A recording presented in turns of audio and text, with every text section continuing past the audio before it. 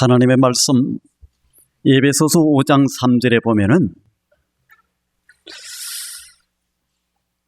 내 부모를 공경하라,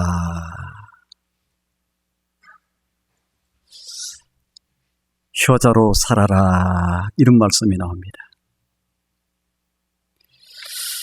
그리고 그 부모를 공경하고 효자로 사는 사람이 잘 되고 땅에서 장수하리라, 이렇게 말씀하고 있습니다. 그러니까 부모를 공경하지 않으면은 잘 될 수도 없고 또 건강하게 오래오래 살 수도 없다. 바꾸어서 얘기하면 그런 말씀이 됩니다.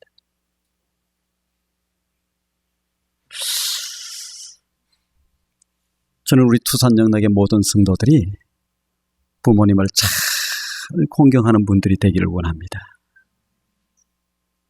그리고서야 복이 주어지는 거예요. 부모에게도 잘 못하면서 내가 복받고 살기도 잘 되겠다, 뭐 그냥 이름을 좀 날리겠다, 그거는 우리의 생각이지 안 되게 돼 있습니다. 창세기 9장 20절 이하에 보면은 홍수가 다 끝나고, 노아 홍수가 끝나고 나서 노아가 이제 포도나무를 심어요. 그 포도나무를 심으니까 포도가 주렁주렁 달렸어요. 그 포도를 따서 이제 포도주를 만들었습니다. 그래서 노아가 이 포도주를 마셨어요. 포도주를 마시는 것까지는 괜찮았는데 더워서 그랬는지 많이 마셔서 그랬는지는 몰라도 이제 노아가 방에서 옷을 다 벗고 잠을 자고 있습니다. 다 벗은 채로 잠을 자고 있어요. 노아에게는 3명의 아들이 있었는데 첫 번째가 셈이고 두 번째가 함이고 그 다음에 이 야벳이 있었어요. 근데 이 함이, 이 둘째가 이 방에 들어가서 이렇게 그냥 누구를, 아버지가 벗고 자는 모습을 본 거예요. 그것까지는 괜찮았어. 근데 이 아버지가 벗고 있는 이 모습을 보고 나와서 누구에게, 그 형제들에게 얘기하면서 흉을 보고 비난을 합니다. 어떻게 아버지가 그럴 수 있냐. 이 얘기를 들었던 이 셈하고 그 다음에 이 야벳, 이 막내하고가 들어갔어요. 아버지 담요를 들고 덮을 들고 들어갔어요. 그리고 가서 그냥 바로 들어가지 않고 뒷걸음질을 해갖고 들어갑니다. 뒷걸음. 그래서 아버지의 이 부끄러운 모습을 딱 가려주고 그냥 나왔어요.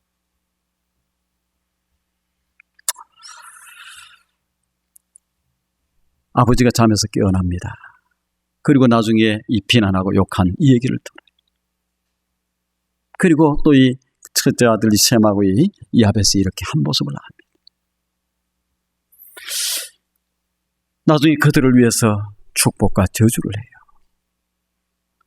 아버지의 수치스러운 모습을 비난하던 함은 저주를 받게 됩니다.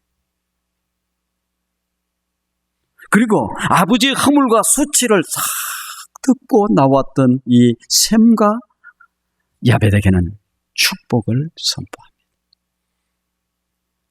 우리가 여러분 잘 기억하세요. 하나님은 그냥 모든 백성들이 다 복되게 잘되게, 물론 하나님의 마음은 그 마음이에요. 그러나 우리가 잘 못하고 이 죄를 짓고 날마다 죄를 짓고 또 죄를 짓고, 그럼에도 불구하고 하나님은 다 축복하시는 하나님이 아니에요. 잘 기억해야 돼요. 우리가 하나님에 대해서 자기 나름대로 생각을 해서 이럴 것이다 생각하고 있으면 안 돼. 아버지의 부끄러운 부분, 수치스러운 부분 다 덮고 나왔던, 그리고 아무 얘기를 하지 않았던 이 셈과 이 야벳은 큰 축복이죠.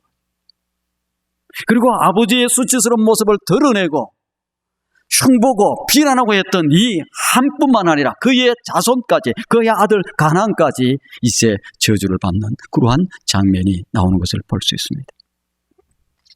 오늘 이 셈과 함의 사건을 통해서 성경은 우리에게 얘기해주고 있습니다. 무엇을 얘기해주느냐?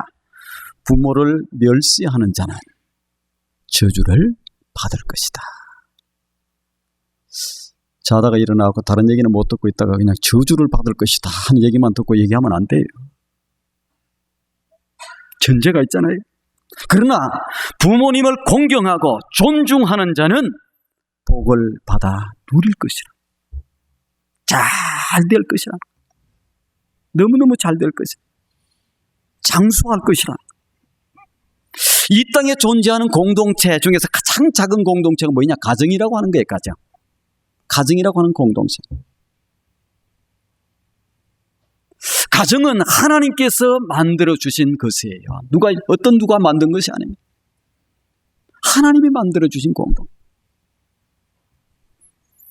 이 땅에 존재하는 공동체의 가장 기본 단위가 가정이라고 하면은 내 부모를 공경하는 것은 하는 일은 인간이 지켜야 될 가장 기본적인 도리예요.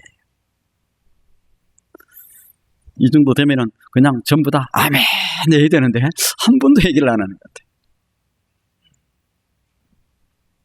10계명을 보면 10가지 계명을 10계명이라고 우리는 얘기합니다. 1계명부터 네 번째 계명을 우리는 하나님 공경하는 계명이에요. 그 다음에 5번째부터 10번째 계명까지 6개의 이 계명은 인간과 인간 사이의 계명이에요. 인간들이 서로 지켜야 될 계명. 사람과 사람 사이에 주어진 계명 가운데 가장 첫 번째 주어지는 계명이 무엇이냐? 이것이 내 부모를 공경하라. 10계명은 순서별로 되어 있습니다. 그 외에 중요한 순서별로 되어 있어요. 하나님과의 계명에서도 가장 먼저가 나 외에 다른 신을 두지 말라. 인간 사이에서도 가장 중요한 것, 살인하지 말라, 간음하지 말라, 도둑질하지 말라, 이런 식으로 순서별로 되어 있는데 그 가장 먼저의 인간의 계명 가운데 가장 첫 번째 계명이 뭐예요? 한번 큰 소리를 한번 해봅시다. 시작. 어떤 분은 좀 자신 있게 대답하는데 어떤 분은 그냥 좀 찔려서 그런가 자신 있게 얘기를 못하는 사람이 다시 한번 큰 소리 해봅시다. 시작. 내 부모를 공경하라. 내 부모를 공경하라. 그리고 이것이 옳으니라 이렇게 얘기합니다. 이게서 옳으니라 하는 것은 히브리어의 티카이온이라고 하는 언어를 쓰는데 이 얘기는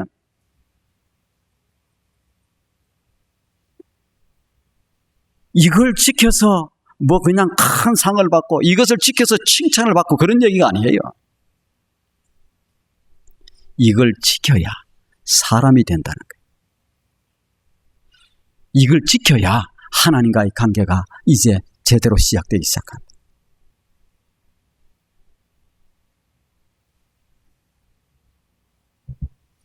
이것이 있고서야 우리는 사람이 될 수 있다.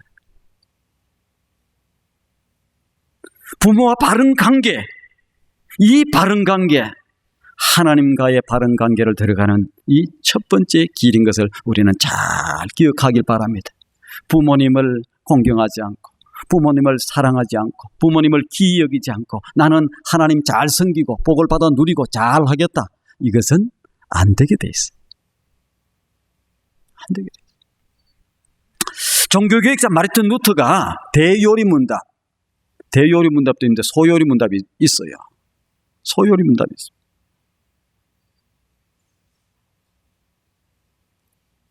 우리 예식서에 들어가 있는 거 헌법에 들어가 있는 모르게 들어가 있습니다. 우리 소요리문답. 소요리문답은 이 하나님의 백성들, 사람들이 지켜야 될 가장 중심이 되는, 가장 핵심이 되는 요소들을 다 모은 거예요. 이 대요리문답도 그런 것인데 소요리문답은 그 중에서 좀 추려서 핵심이 되는 부분을 이곳에 들어가 있는 부분인데 이 대요리문답에서 보면은 뭐 이거 그냥 지어낸 게 아니에요. 성경적으로 요약을 한 거예요.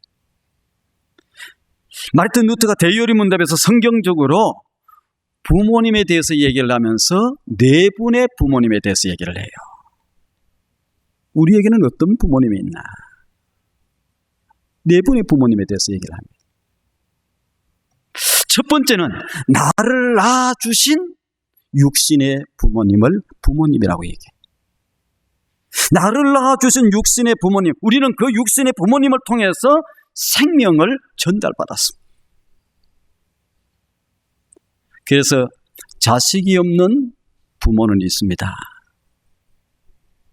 부모가 없는 자식은 이 땅에 단 한 사람도 없습니다. 이 부모님은 내가 태어날 때 하나님을 대신해서 내 부모님이 나를 먹이신 거예요. 나를 입히신 거예요. 진 자리 마른 자리 갈아미신 거예요.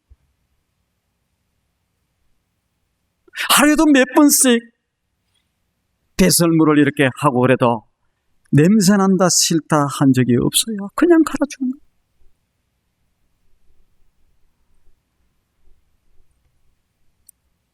자녀들, 우리는 부모님이 어쩌다가 실수한번 하면 더럽다고, 어떻게 이런 일이 있냐.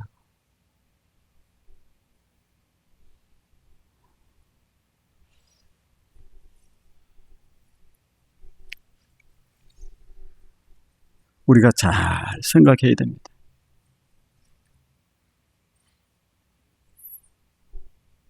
부모의 사랑은 커서 자녀가 몇 명이 되었든지 다 거두어요. 자녀가 몇 명이 있든지 간에 부모 한 분을 제대로 이렇게 모시지를 못합니다. 부모님이 어쩌다가 치매라도 오고 그러면은 못 모셔서 3개월씩 몇 개월씩 돌아가면서 모셔. 이 짐을 누가 질 것인가? 나누어서 지자.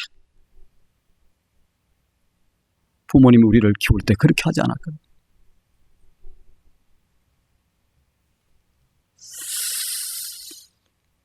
이 은혜에 덜 감사한 마음을 가지고 살아갈 때 사람이 될 수 있고 하나님을 공경해도 제대로 공경할 수 있어. 인간으로 태어나서 내가 가장 큰 사랑을 받았던 것을 사람들은 잘 기억을 하지를 못해. 기억을 하면 어떻게 부모님 앞에 우리가 그렇게 설 수 있겠습니까? 내가 어릴 때 정말 뜨거운 사랑을 받았을 때 그때를 우리는 기억하지를 못해.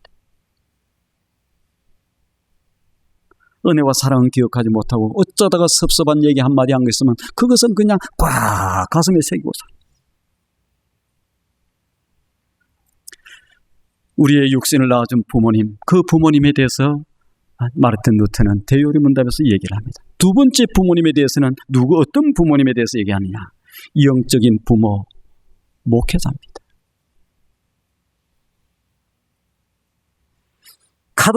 로만 카톨릭에서는 교역자를 신부라고 얘기합니다. 신부. 영어로는 그냥 파들이라고 해요. 파들. 아버지라고.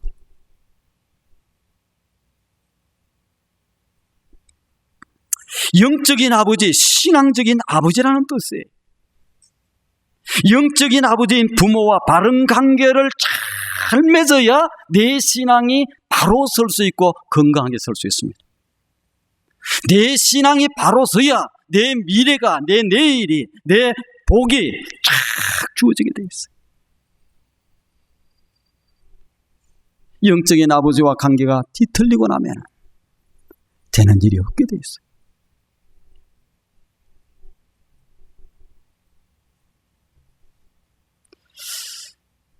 투산영락교회 하나님께서 저를 이렇게 담임 목회자로 세워주셨습니다. 늘 하나님 앞에 새벽마다 기도할 때 그렇게 기도합니다. 아버지, 하나님 아버지의 마음을 늘 주시옵소서. 아버지의 마음을 주세요. 아버지. 그래서 우리 자녀된 우리 성도님들을 대할 때에 웬만하면 똑같이 대하려고 제가 노력을 합니다. 받는 사람에게서 느낄 때는 항상 그렇잖아요. 자녀들이 나는 덜 사랑을 받는 것처럼 이렇게 생각하는 사람들이 생각이 될 거예요.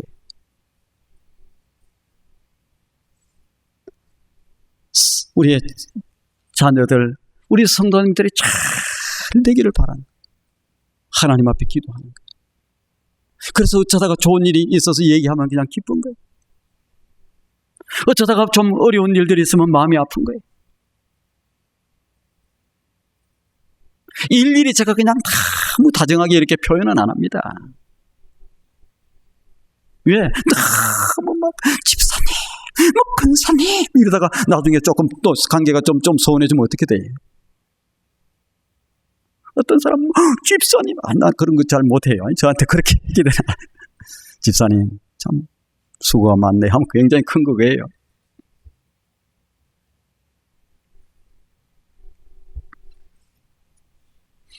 그래도 자녀들에게 부끄러움 당하지 않는 아버지의 역할을 하려고 애를 쓰고 있어요. 식당에 가서 팁을 놓고 나오더라도 적게 놓고 나올 생각이 없어요.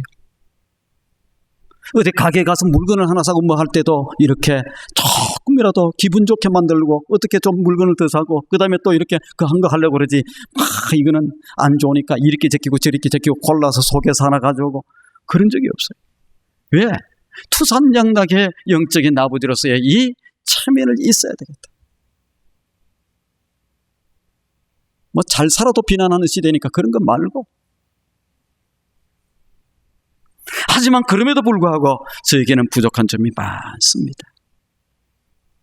아버지의 허물을 덮은 셈과 야벳처럼 혹시 좀 허물이 있고 부족한 면이 있으면 누가 덮어줘야 돼? 자녀들이 덮는 거예요. 세 번째, 아버지에 대해서 얘기를 하는데 그 아버지는 우리에게, 나에게 지식을, 사람답게 사는 지식, 제대로 사는 지식을 공급해주는 아버지가 있는데 그분이 누구냐? 참 스승에 있어서. 그 스승을 갖다 우리가 뭐라고 부릅니까? 사부라고 불러, 사부라고. 아버지는. 좋은 스승을 한두 분만 모시고 살고 있어도 그 아버지를 모시고 살고 있어도 생애를 실패로 살지 않게 돼 있어요. 좋은 멘토를 한두 번만 모시고 잘 살고 있어도 아주 삶을 그냥 나락으로 떨어지게 살지 않게 돼 있습니다. 마지막으로 루트는 또 하나 아버지를 소개하는데 그것은 누구냐? 그 나라를 대표하는 왕을 얘기합니다. 국가의 원수. 국가의 원수를 존중히 여기는 나라가 복을 받게 돼 있어요. 이게 어른들을 존중하고 어버이를 존중하고 또 뭡니까? 리더를 존중하고 이렇게 존중하는 나라가 어떻게 되느냐? 그 나라가 복을 받은 놀이에요. 아니다. 그냥 어떻게든지 흠집을 내고 어떻게든지 깎아내리고 어떻게든지 넘어뜨리려고 하고 이런 사람들은 그 국가에 살 이유가 없어요.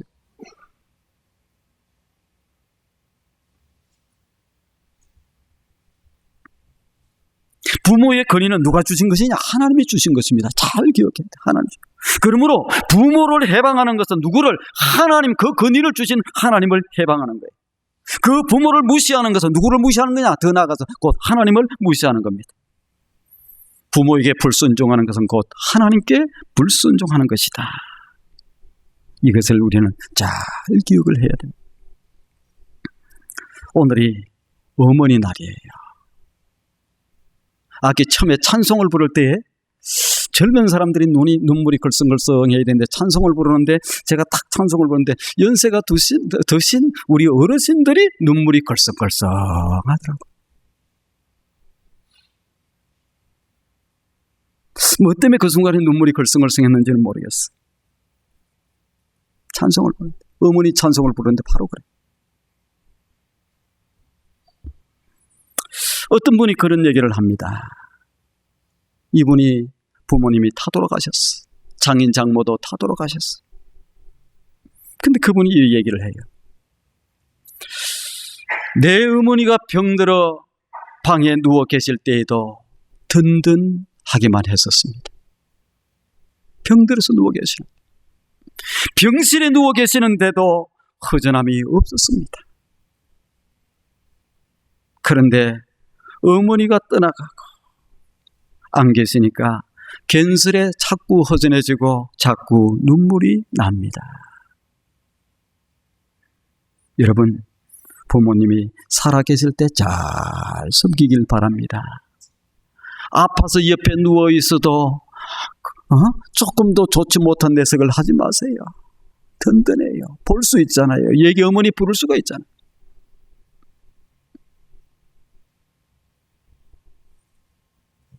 그 복, 부모님이 살아 계신다고 하는 것 자체만 아파서 계시든지 어떻게 계시든지 치매가 걸려 계시든지 그 복이 내 곁에 사라지기 전에 그분들을 잘 공경할 수 있기를 바랍니다. 피천득 시인이 이런 어머니에 대한 이 아름다운 글귀를 남겼어요. 어머니를 그리워하면서 지은 노래입니다. 30대의 세상을 떠난 내 어머니는 얼마나 젊고 아름다웠는지를 모릅니다. 내가 새 한 마리 죽이지 않고 살아온 것은 내 어머니의 자애로운 마음 때문입니다. 햇빛 속에서 웃는 나의 미소는 내 어머니에게서 배운 미소입니다. 나의 간절한 희망이 있다면 내 어머니의 아들로 다시 이 땅에 태어나는 것입니다. 이런 노래를 했어요. 이 땅에 살아가는 모두의 자녀의 심장 속에는 어머니의 숨결이 숨쉬고 있습니다. 어머니의 사랑을 알고 살아가는 사람들은 하나님의 사랑을 배워가는 게 어렵지가 않습니다.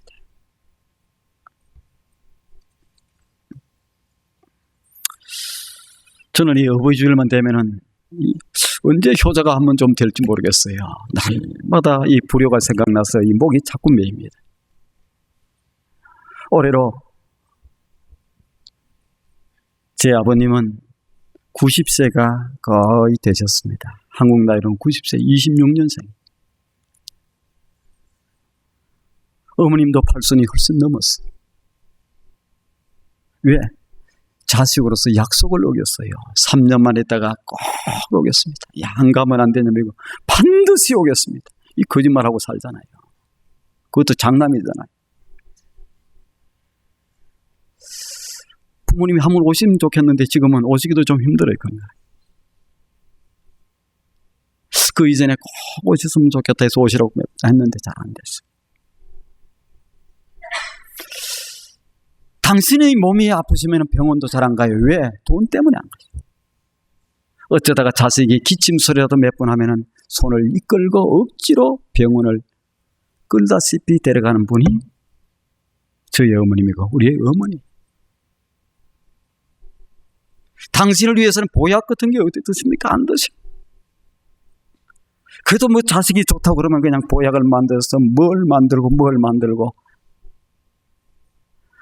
그때도 제가 철이 없어갖고 어머님 감사합니다. 잘 먹고 건강해서 저 효도 잘하겠습니다. 이렇게 해야 되는데 뭐 이런 걸 가져오시냐. 뭘 이런 걸 가시냐. 그 어쩔 때는 잘 먹지도 않고 그때 잘 먹었으면 제가 더 훨씬 더 건강할 텐데.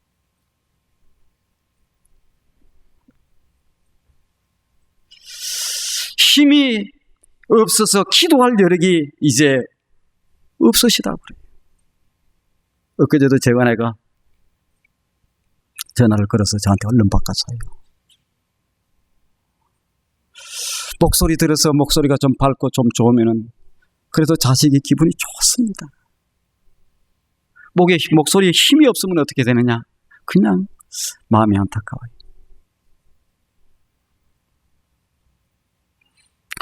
힘이 없는 모습으로 너네들 건강히 잘 있지.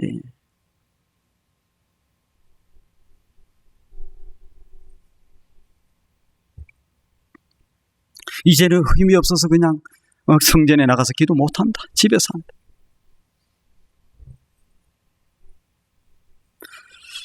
예전에는 새벽이고 밤이고 시간만 나면 그냥 교회 가 기도하시는 거예요. 뭔 기도해요? 자녀를 위한 기도.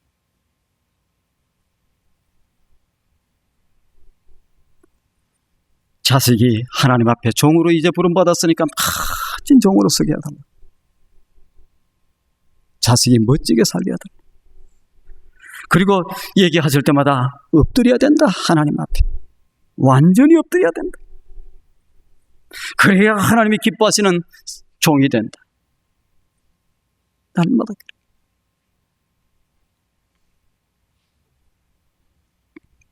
철이 없을 때는 저는 제가 열심히 해서 목회하는 줄 알았어요.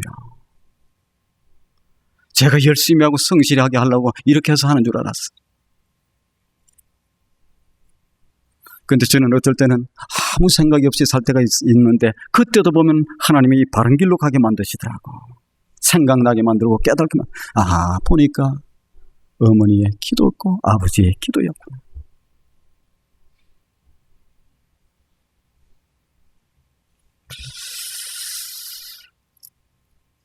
이 땅에 많은 사람들은 어머니 얘기, 아버지가 얘기만 나오면 죄인이 되는 거예요.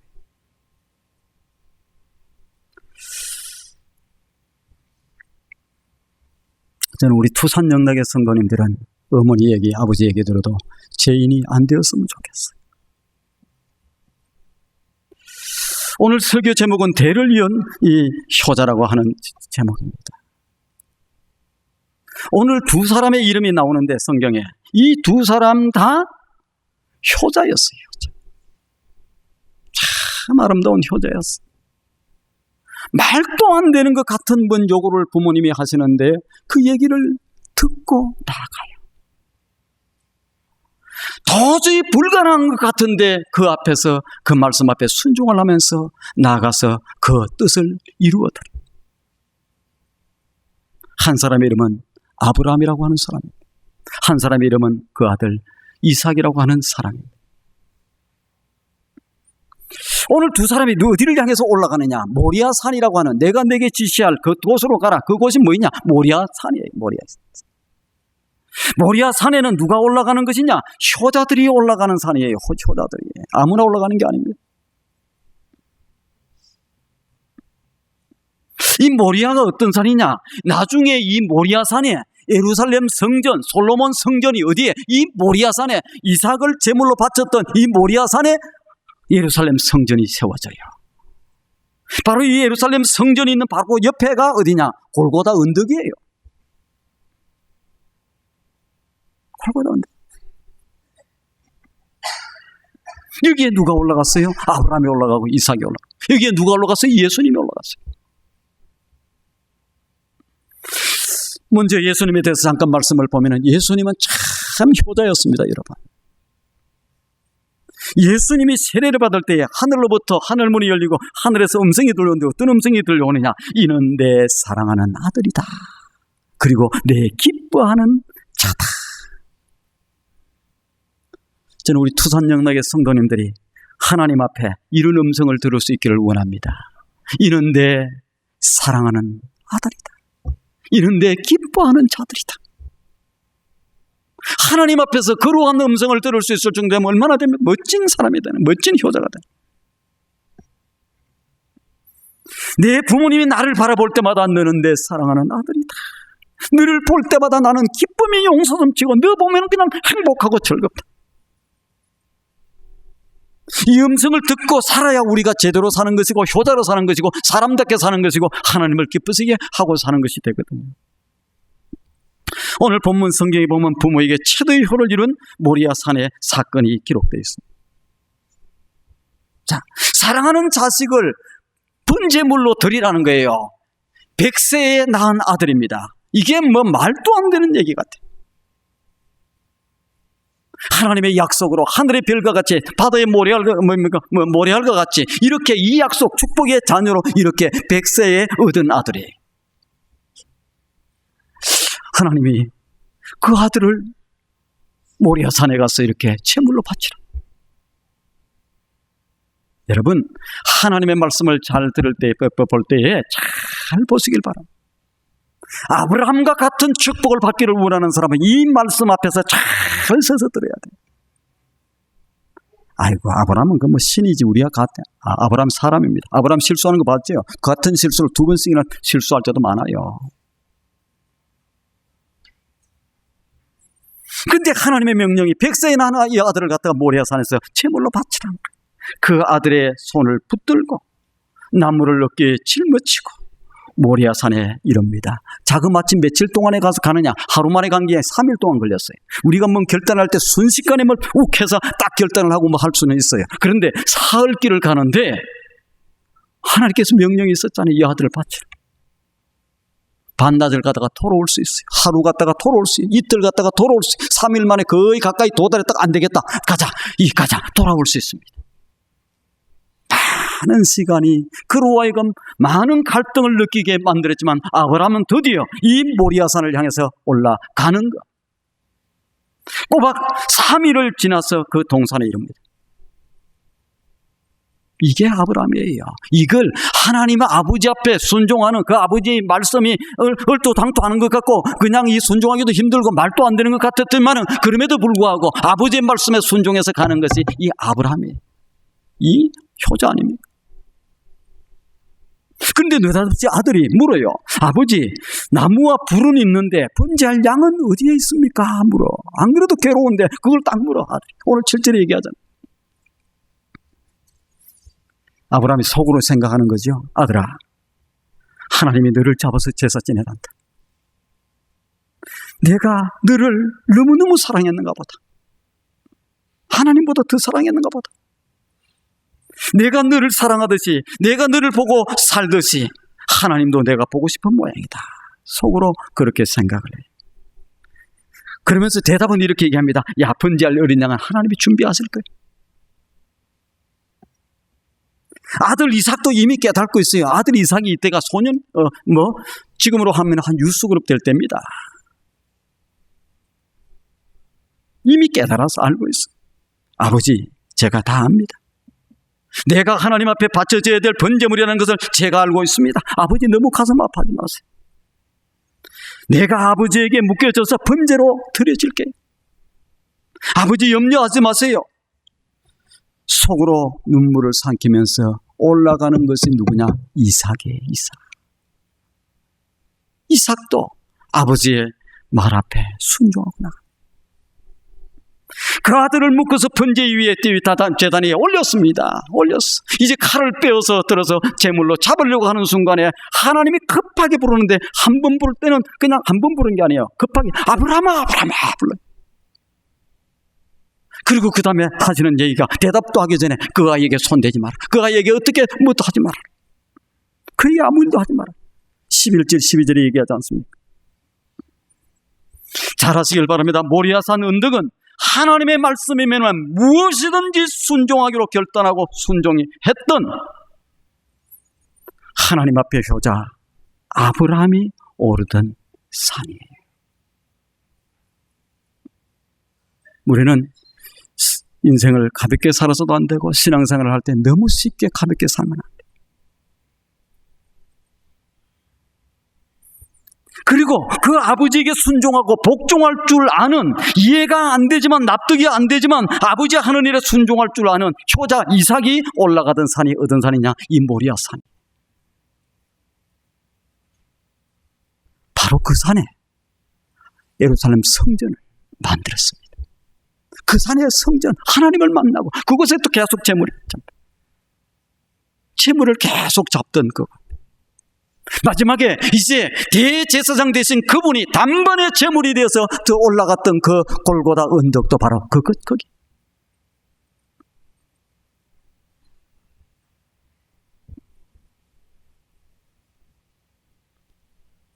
올라감으로 말미암아 아브라함도 효자가 되었습니다.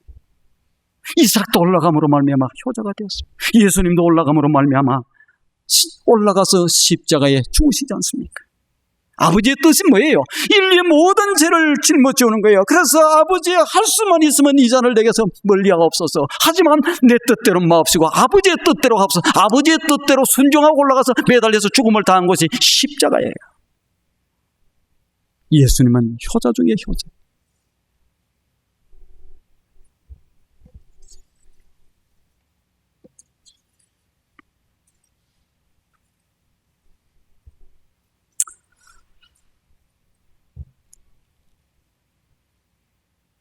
에베소서 예수 얘기를 계속 5장에서 얘기합니다. 이 땅의 모든 자녀들아 내 부모를 공경하라. 여기에서 공경이라고 하는 것 여러분 잘 아세요. 부모님을 불쌍히 여기는 것은 공경이 결단코 아닙니다. 아이고 이제 연세도 있고 이제 연로하시고 아무것도 없고 가진 것도 없고 무엇도 없고 병 묻을고 이것만 남았으니까 좀 불쌍히 여겼어. 척은히 여기가지고. 그것은 부모를 공경하는 공경이 아니에요. 여기서 공경이라고 하는 것은 존경을 얘기합니다. 우러러 높이는 것을 얘기해요. 우러러 높이는 것. 자랑스럽게 생각하는 거예요. 자랑스럽게. 부모님을 자랑스럽게 귀하게 생각하는 게 그게 공경. 내가 그 자식된 것을 이렇게 자랑스럽게 여기는 거예요. 그리고 그 자랑스럽게 여긴 것뿐만 아니라 부모님 이름 때문에 내가 더 열심히 살고 더 아름답게 살아서 누구의 자식은 참 멋있더라, 이런 것을 나타내는 것을 갖다가 홍경이라. 무겁게 여기라는 얘기예요.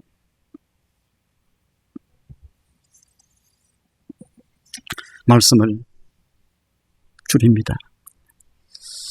세월호가 터진 지가 지금 1년이 좀 넘어갔어요. 배가 기울어 가는 그 다급한 순간에 한 아버지가 사랑하는 아내에게 마지막 통화를 합니다. 그리고 숨소리가 사라질 때에 마지막 했던 한마디 말이 무엇인 줄 아십니까? 여보, 수협 통장에 보면은 애들 등록금 준비되어 있어. 애들 잘 키워. 미안해. 죽으면서도 누구 자식 걱정. 바닷물에 싸늘한 시신으로 돌아온 아들을 끌어안고 통곡하는 어머니가 무슨 일을 합니까? 아들의 양말을 벗깁니다. 내 아들 발 시려웠겠다. 얼마나 발이 시려웠을까? 이게 어머니의 마음. 이 땅에 아비, 어미 된 사람들의 최고의 고통이 있다고 그러면 내 눈앞에서 자식이 지금 죽어가는 거예요. 위험에 빠지는 거예요. 먼저 죽는 거예요. 아무도 원치 않습니다. 오늘 모리아산 골고다 언덕은 하나님의 뜻을 따라서 자식을 먼저 죽여야 하는 아버지 아브라함의 마음이 있는 곳이, 아브라함의 순종이 있는 것이, 아브라함이 올라가 있는 곳이 효자가 오르는 동산이에요. 에덴에서 쫓겨나 지옥 가야 할 나를 살리기 위해서 당신의 외아들을 죽여야 하는 아버지 하나님의 마음이 있는 곳, 그곳이 어디냐? 이 골고다 언덕이고 이 모리아산이. 하나님이 밭을 했으니 자식을 죽일 수밖에 없는 하나님 앞에 오른 아브라함이 오른 그 산이 바로 이 모리아산입니다. 모리아 골고다 언덕. 그 아버지의 마음을 알기에 묵묵히 순종하고 나아갔던 효자 이삭이 있고, 또 아버지의 말씀에 순종하고 갔던 예수님이 있는 곳이 바로 이곳입니다.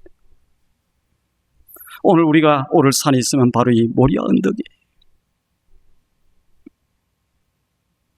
아버지 되신 하나님의 말씀 앞에 어떤 말씀이 되었든지 간에 요리조리 피해서 가는 것이 아니고, 때로는 무거운 십자가, 인류를 살리고 세상을 살리고 교회를 살리고 해야 될 십자가를 지고 올라가라고 하면 그것을 묵묵히 지고 올라갈 수 있는 사람이 올라가는 것이 바로 이 산입니다. 저는 우리 두산영락의 성도님들이 하나님 앞에서, 부모님 앞에서 멋진 효자로 살고 하나님의 약속 내가 땅에서 잘 될 것이다, 장수할 것이다, 이 놀라운 축복의 주인공들로 사는 우리 두산영락의 모든 성도들이 되기를 주님의 이름으로 축원드립니다. 고맙고 감사하신 아버지 하나님, 아무것도 아닌 저희들을 하나님의 거룩한 자녀들로 삼아주신 것 감사를 드립니다. 못난 저희들이지만 그래도 훌륭한 부모님을 주셔서 참 부모님 덕의 은혜로 아버지 하나님 오늘을 살고 있음을 저희들 아버지 하나님 앞에 이 시간 고백합니다. 대를 이어서 그 아버지의 그 자식처럼 멋진 효자로 하나님 앞에 섰던 아브라함과 이삭처럼, 또 예수님처럼 오늘 우리도 하나님 앞에서 그러한 아름다운 모습으로 서서 하나님께 영광, 부모님의 그 큰 기쁨, 부모님의 자랑이 될 수 있는 우리 모든 투산영락의 성도들 될 수 있도록 역사해 주시옵소서. 예수님의 거룩하신 이름으로 기도드리옵나이다.